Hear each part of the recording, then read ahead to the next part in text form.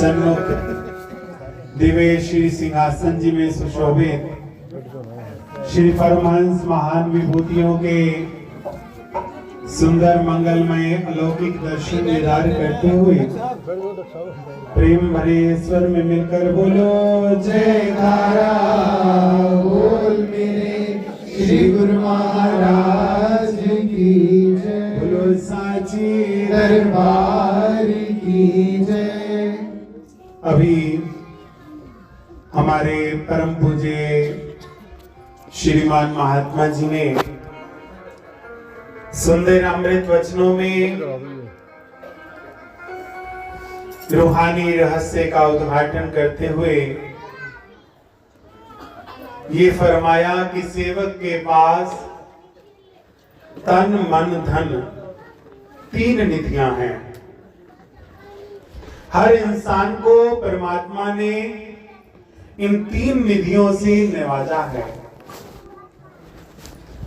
तन भी, मन भी और धन भी।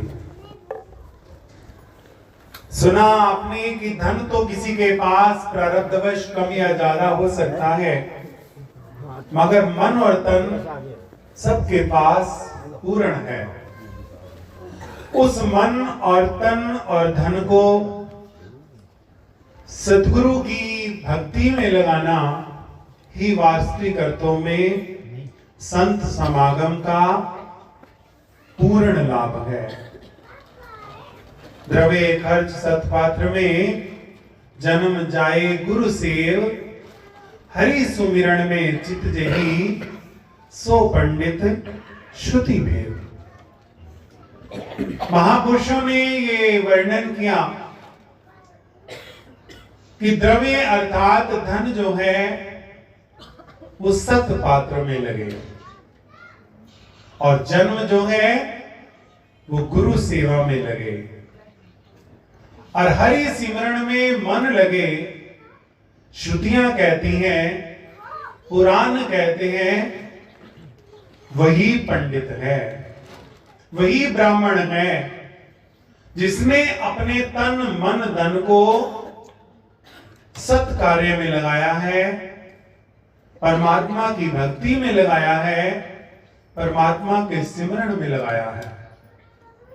क्योंकि इस संसार की जो रचना है, इस संसार की रचना में बहुत मुश्किल है कि इंसान का तन मन और धन भक्ति की तरफ लगे। और महापुरुषों का जो मिशन है वो यही है कि जो गुरुमुख हैं, गुरुमुखों का तन भी, मन भी और धन भी हमेशा मालिक के साथ जुड़ा रहे। क्योंकि जिसका मन जहां धन जाता है वहां मन जाता है, और जहां मन जाता है वहां तन जरूर जाता है। अगर हम परिपक्व रूप से बैठे रहते हैं तो थोड़ी देर बाद मन को फिर वापस आना पड़ता है। इसीलिए महापुरुषों ने ये दरबार की रचना की है, आश्रमों की रचना की है, संतों को ये सेवा बख्श करके ये बड़ा सुंदर साधन बनाया है कि गुरुमुख जन संसार में रहते हुए, संसार की ड्यूटियां देते हुए, संसार के कार्य व्यवहार करते हुए अपना तन मन और धन मालिक के चरणों से जोड़े रखें। क्योंकि जिसके जीवन में ये निधि है, सोई घड़ी सुलखनी जिड़ी शो ना लगा है, वो समाज सफल है, वो तन सफल है, वो धन सफल है। कहते हैं ना, श्वास सुफल सो जानिए जो सुमिरन में जाए, और श्वास यो ही गए कर कर बहुत उपाय। कि वो श्वास सफल है जो मालिक की याद में बीतता है। तो महापुरुषों ने ये रचना रचाई है ताकि गुरुमुखों का जीवन, गुरुमुखों की तीनों निधियां सदगुरु के चरणों में समर्पित हो जाएं। और जब सेवक सतगुरु के चरणों से ये तीनों निधियां जोड़ देता है तो इसकी एवज में गुरुमुख को क्या मिलता है? एक असीम आनंद मिलता है, एक सुख मिलता है, एक सुकून मिलता है, एक चैन मिलता है, एक करार मिलता है। वो सुख जिसके लिए संसार के धनी भी परेशान हैं, संसार के अमीर से अमीर व्यक्ति भी दुखी हैं। वो सुख गुरुमुख को सहजे ही मिल जाता है। क्यों? क्योंकि जिस तरह अभी सुन रहे थे ना कि बात तो केवल युक्ति की है, युक्ति से मुक्ति होती है। और इस संसार में याद रखना, युक्ति केवल सतगुरु के पास है। बिना सतगुरु के इस संसार में धन कमाने की युक्ति मिल जाएगी, परिवार पालने की युक्ति मिल जाएगी, धन खर्च करने की युक्ति मिल जाएगी, मगर जीवन जीने की युक्ति केवल सतगुरु से मिलेगी। Art of living, art of living क्या है? जीवन जीने की कला, जीवन जीने का ढंग, जीवन जीने का स्टाइल, जीवन को एंजॉय करना, आनंद लेना। जैसे आप नाच रहे थे, मस्त नाच रहे थे, ये किसकी बदौलत? सतगुरु की बदौलत। कहां? सतगुरु के प्रेम में। कब? सतगुरु की कृपा से। कितना असीम आनंद सतगुरु वो देते हैं जिसके लिए कोई तराजू बना नहीं है। शर्त केवल एक है कि सतगुरु के चरणों में समर्पण हो जाए, बस। जब सेवक का सतगुरु के चरणों में समर्पण हो जाता है तो याद रखना, सेवक अपने सतगुरु को जिस तरह देखते हैं ना कि नदी है, तालाब है, सरोवर है, उसमें अगर कोई बर्तन डूब जाता है तो डूबने की देर है, सागर, नदी, तालाब, सरोवर उस डूबे बर्तन को लबालब भरकर बाहर निकालता है। अगर उस जल पर वो बर्तन औंधा पड़ा रहे तो आधा भरता है, केवल ऊपर ऊपर रहे वो खाली रहता है। और जब वो डूब जाता है, बिल्कुल डूब जाता है, तो डूब जाने के बाद जब बाहर निकलता है तो वो इतना भरा होता है, इतना भरा होता है कि एक बूंद भी जल उसमें नहीं समा सकता। इसी प्रकार सतगुरु सुखों के, खुशियों के, आनंद के, भक्ति के, मस्ती के, शांति के वो सागर हैं। वर्णन आया ना, सतगुरु सुख सागर जग अंतर और थाए सुख नाही, हमें दीर्घ रोग व्याप्या मर जन्मे रोए धाई। महाराज जी फरमाते हैं कि सतगुरु सुख सागर हैं। सतगुरु सुख सागर से जुड़ने के बाद भी हमें अगर सुख प्राप्त नहीं हुआ तो इसका सीधा सीधा अर्थ है कि हमने सतगुरु के उस सागर में अपने आप को डुबोया नहीं है। महाराज लिखते हैं ना, मन बेचे सतगुरु के पास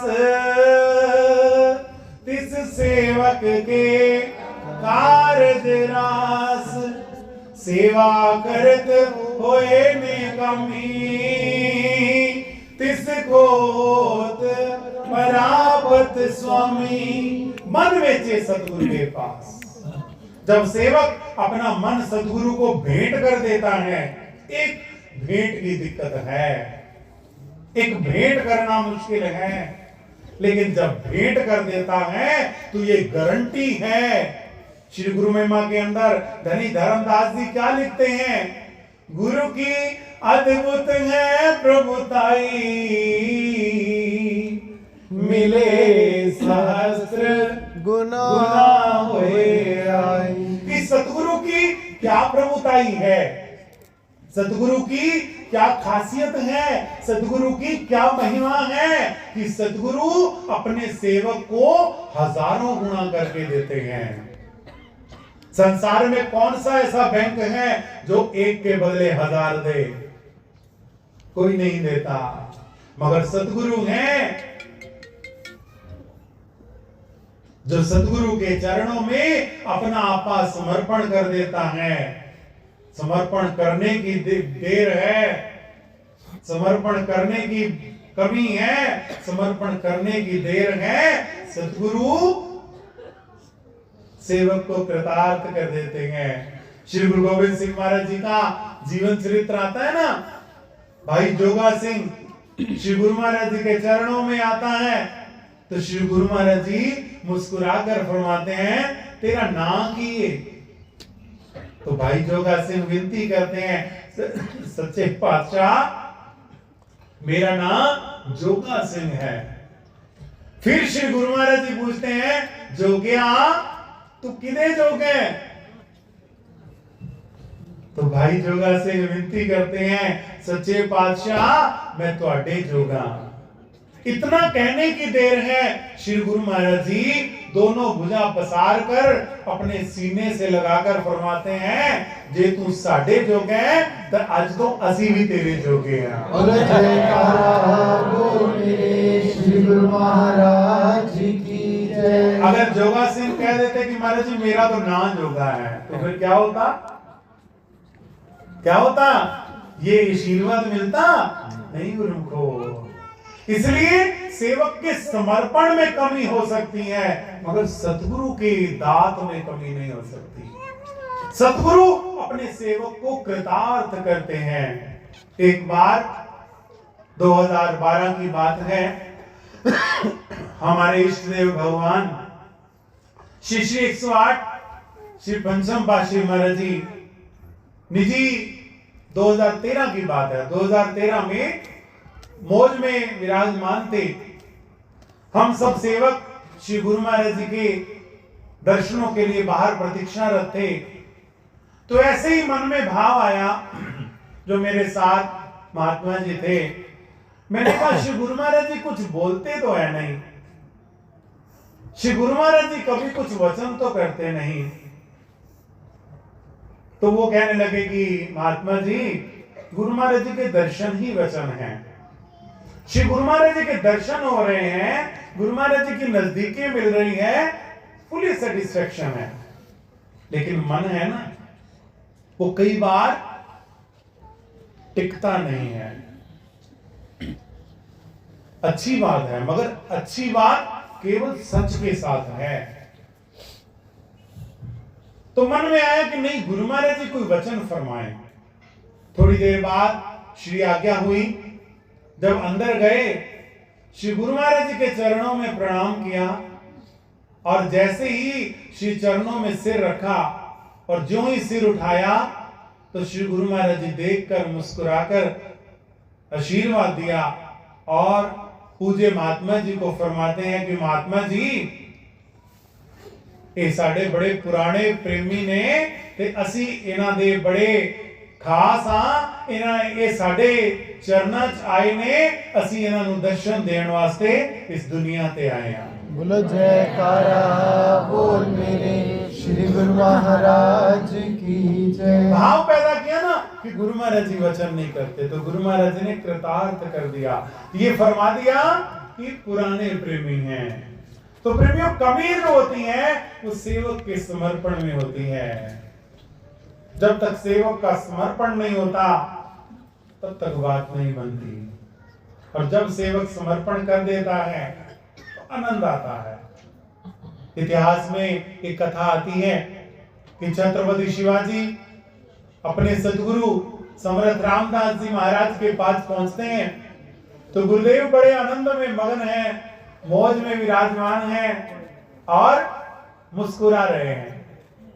तो शिवाजी चरणों में सिर रखकर कहते हैं कि गुरुदेव आप कितने सुखी हो, आपको कोई चिंता नहीं है, कोई टेंशन नहीं है, कोई प्रॉब्लम नहीं है।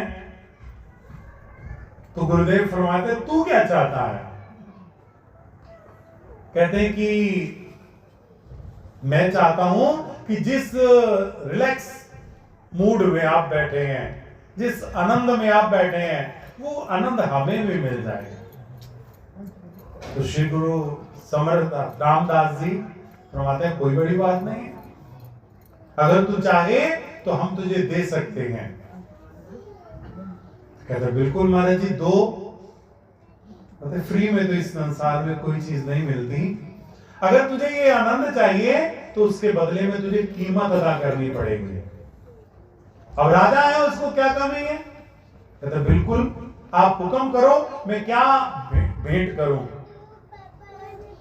तो गुरुदेव मुस्कुराकर फरमाते हैं कि सोच, हम तेरे को सदा सदा के लिए टेंशन फ्री कर रहे हैं, सदा सदा के लिए आनंदमय जीवन दे रहे हैं, तो तू क्या दे सकता है? कहते शिवाजी महाराज अपना मुकुट उतारते हैं और गुरुदेव के चरणों में रख देते हैं कि ये रख लीजिए। गुरुदेव फरमाते फिर आज से राज हमारा हो गया। तो बिल्कुल, अब आज से तू क्या करेगा? तो महाराज जी अगर आप आज्ञा देंगे तो आपके आश्रम में सेवा करूंगा, लंगर खाऊंगा। अगर आप आज्ञा दोगे तो जंगल में जाके भजन कर लूंगा। अब मैं फ्री हूं, आप जानो आपका काम जाने। तो गुरुदेव मुस्कुरा के फरमाते हैं कि हम भी कुछ सोच रहे हैं। तो शिवाजी पूछते हैं आज्ञा कीजिए। हम सोच रहे हैं कि हम एक नौकर रख लें, ऐसा नौकर हो जिसको हम तनख्वाह दें और उसके बदले में वो हमारा काम कर दे। शिवाजी कहते हैं बिल्कुल। कहते बात यह है कि हमें तो राज चलाने का एक्सपीरियंस नहीं है, हम तो फकीर आदमी हैं, हमने कभी राजपाट चलाया नहीं है, तूने राज किया है तो तेरे को नौकर रख ले, उसके बदले में तनख्वाह दे देंगे, ये राज तू संभाल, तनख्वाह हम देंगे, घाटा वादा हमारा है, आज के बाद तू राजा नहीं है, तू हमारा नौकर है। बोल मंजूर है? तो मंजूर है। सेवा जो मिली है, एक मिनट नहीं लगा, टेंशन से मुक्त हो गया। कैसे? जब सतगुरु को सब कुछ अर्पण किया तो दुखों से, चिंता से मुक्त हो गया। श्री गुरु महाराज जी यही करते हैं कि हमें गुरु दीक्षा ली जाती है। जब गुरु दीक्षा दी जाती है तो उस समय नारियल भेंट किया जाता है। नियम है, विधान है। नाम दान लेने समय एक वस्त्र, एक नारियल, एक नैवेद्य और पुष्पहार सतगुरु को अर्पण किया जाता है। वो जो नारियल है वो सिर का प्रतीक है कि गुरु महाराज जी आज से ये जो मेरा सिर है वो आपका है। और सिर देने का मतलब आज से हम आपके हैं। और जो दिल से सतगुरु के साथ जुड़ जाता है, जो दिल से ये बात पक्की कर लेता है, तो फिर प्रेमियों, जो सतगुरु का सेवक है वो कभी भी दुखी नहीं हो सकता। इसलिए सतगुरु हमें दुखों से मुक्त करते हैं बड़े सुंदर साधन के द्वारा कि जे तो ये प्रेम खेलन का चाहो, सिर धर गली मोरी आओ। अगर तुझे प्रेम खेलना है तो बस एक काम कर, सिर अपनी तली पे रख ले और मेरे पास आ जा। सिर रख के तली दे उते आ जा, जे लंगड़ाई प्रेम दी गली। तो गुरु महाराज जी के चरणों में जब सेवक फुली डिवोटेड हो जाता है, अक्सर मैं प्रार्थना करता हूं, if you want promotion in your life then do devotion. You don't do devotion, you get demotion. When you do devotion, you get 101% promotion. अर्थात अगर आपको जीवन में तरक्की चाहिए तो आपको समर्पण करना पड़ेगा। अगर आप समर्पण करोगे तो याद रखना, अर्जुन ने समर्पण किया ना तो भगवान ने जिता दिया। जिसने अपने जीवन का रथवान भगवान को बना लिया, वो रथ कभी हार नहीं सकता, वो व्यक्ति कभी हार नहीं सकता। और गुरुमुख यही काम करता है कि सतगुरु के चरणों में समर्पण करके सतगुरु को रिझा लेता है। और जब सतगुरु रिझ जाते हैं तो क्या कहते हैं, जा तू मेरे वल है तब क्या मोह छंदा। हे प्रभु, जब आप मेरे साथ हैं फिर मुझे कोई चिंता नहीं है। तो प्रेमियों, यही एक सूत्र है, याद रखना है कि सतगुरु के, अगर हम भी चाहते हैं हमारा जीवन टेंशन फ्री हो, सुखों वाला हो, खुशियों वाला हो, आनंद वाला हो, तो बस एक काम करना कि सतगुरु की भक्ति के सागर में इतना डूब जाना, इतना डूब जाना कि एक राई के दाने के बराबर बाहर ना रहे। जब डूब जाएंगे तो फिर भरकर निकलेंगे।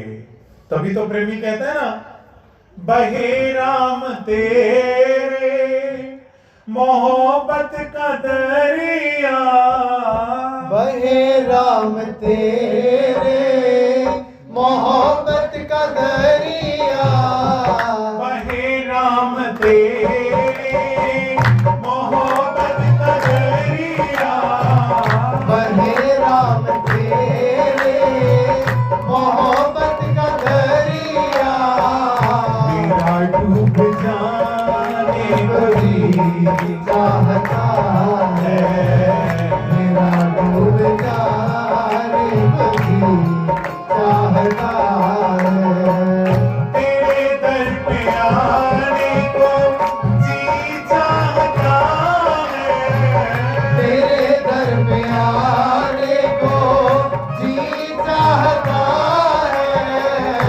खुद को मिटाने को जी चाहता है, खुद को मिटाने को जी चाहता है। यही काम करना है, खुद ही को मिटाना है, अपना अहंकार मिटाना है। जिस तरह सत्संग में पहले सुनाना, हौमे दीर्घ रोग व्याप्या मर जन्म रोग धाए, उस हौमे के रोग को खत्म करना है। वो कब खत्म होगा, जब हम गुरु चरणों में झुक जाएंगे, गुरु चरणों में अपनी हस्ती को मिटा देंगे। जब हस्ती मिटा देंगे तो मस्ती को पालेंगे। तो बस यही काम करें। गुरु महाराज जी का आशीर्वाद हो, जीवन का कल्याण हो। श्री दरबार के 5 नियमों को निभाते हुए, श्री गुरु महाराज जी की आज्ञा पर चलते हुए जीवन का कल्याण करें, महापुरुषों का आशीर्वाद प्राप्त करें। बोले जयकारा। बोल मेरे श्री गुरु महाराज की।